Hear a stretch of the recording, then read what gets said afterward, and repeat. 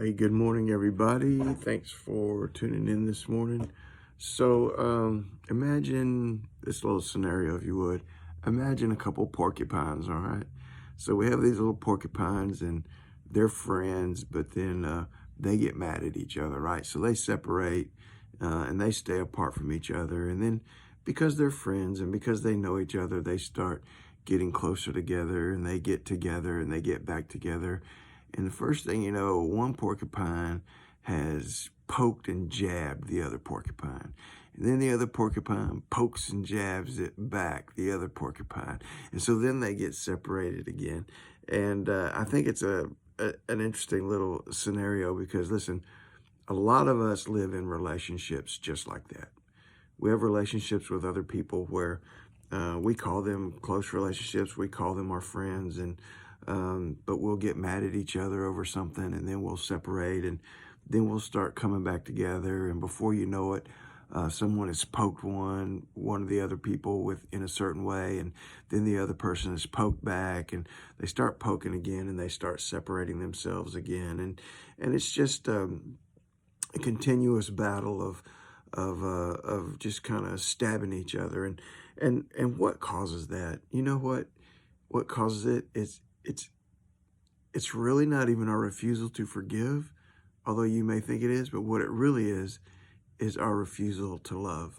Proverbs chapter 10, verse 12 says this. It says, hatred stirs up strife, but love covers all sins. Hatred stirs up strife. You know, we talk, well, I love them and I love them. Love is really more about how you treat them than it is about how you think you feel about them or about what you say about them. And if you're doing a bunch of poking, I'm telling you, that's not love. That's not love. If you're doing the poking, if you're stirring up strife here, it says that's hatred. If you're using your words to talk about someone, to stir up strife and to stir up drama, he says hatred stirs up strife. He says, but love covers all sins. Peter says it like this in 1 Peter 4:8.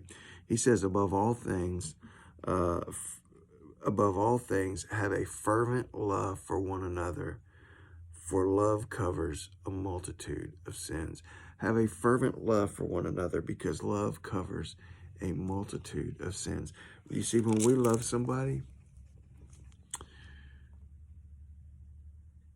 that's where true forgiveness comes from. True forgiveness is letting it go.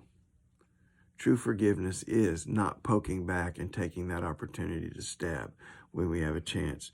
Love covers a multitude of sins. Obviously, God knows what love is better than we do. 1 Corinthians 13, we call it the love chapter. Listen to this. Love is patient. You see, if we're going to love people, we're going to have to learn how to do the things that are in 1 Corinthians 13. And I'm doing verses 4 and 5. We're going to have to learn to be patient. Love is patient and it's kind. We're going to have to learn to be patient. We're going to have to learn to be kind. Verse 5, love does not behave rudely. It's not rude. It's not rude it's not poking. Love doesn't seek its own. It doesn't seek to get its own way. It doesn't seek to have its own justification. It doesn't seek its own. And it is not provoked. It doesn't fly off the handle. Love isn't, if we're going to love, we're going to have to learn to be patient. We're going to have to learn to be kind. We're going to have to learn to not be rude.